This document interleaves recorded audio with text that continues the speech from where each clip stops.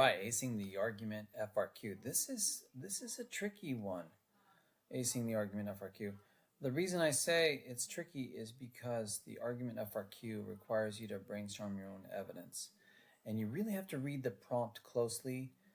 I mention this because I just gave the 2011 Form B argument, and here it is. And it says, American essayist and social critic H.L. Mencken, 1880 to 1956, wrote, quote, "The average man does not want to be free. He simply wants to be safe," unquote. In a well-written essay, examine the extent to which Mencken's observation applies to contemporary society, supporting your position with appropriate evidence. So I wanted to highlight this one because the theme of today's video is read the prompt closely.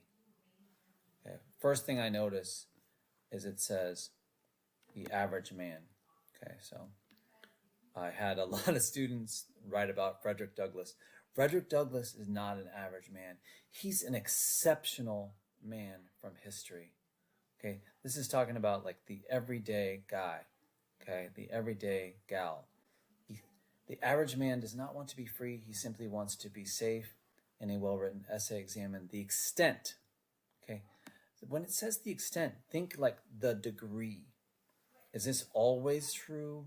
Is this sometimes true? Okay, is this true in today's contemporary society more than ever? Or is this less true in today's contemporary society? That's the other thing. Contemporary society.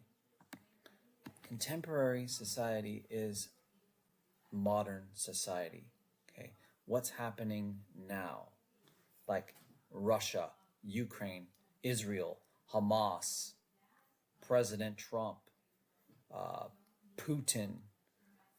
These are events, these are people, these are places that are happening right now in contemporary society. So that sort of disqualifies, again, Frederick Douglass, not an average man, okay, an exceptional man, and not someone from contemporary society. He's someone from history. So I talk a lot about BCH. This is the one where you're going to go heavy on C. Heavy on C. C is current events or cultural examples. I was brainstorming earlier and I came up with a couple of decent ones, I think. And I'm going to say safe over free. Just because when I was brainstorming, those are the examples my mind tended to go to. So that's not necessarily my position. If we were to debate or to discuss over dinner, but because I'm under a time crunch, I'm taking a timed free response question and I'm going, okay, what can I think of really quickly? So first one I have is Russians who oppose Putin. I think at this point they'd rather be safe than to freely express their opposition to Putin because they're afraid of him. Okay. The same goes for a lot of people, and I was just reading in the news, colleges who are backtracking on some of their policies because they're afraid to oppose Trump because they don't want to lose the federal incentives that they get. So they'd rather just play it safe than freely express their opposition to his policies. Okay. So that's a current event, C. And then I thought of a book, Fast Food Nation. It's a theme this month because I required it for my students, and I think it's awesome.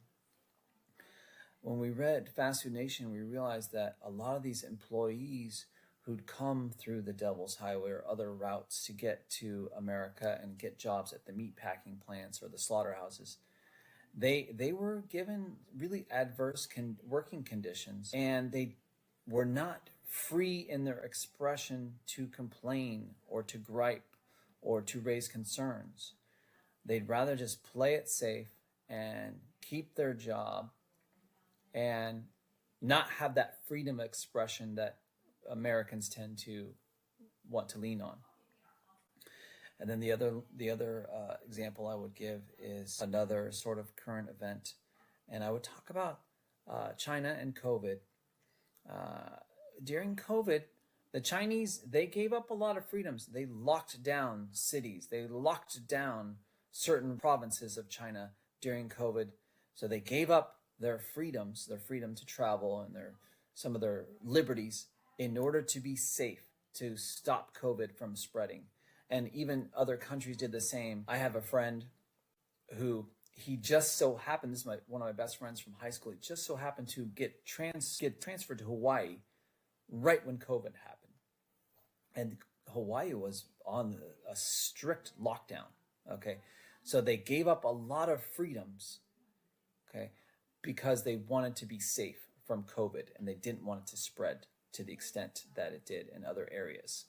So those are what I brainstormed quickly, and that may not be my position, but if I'm under a timed constraint and I go, okay, read the prompt closely, it has to be contemporary, so that leaves out something from the 1920s or the Lost Generation. That leaves out any books about slavery. I've got to be contemporary and modern.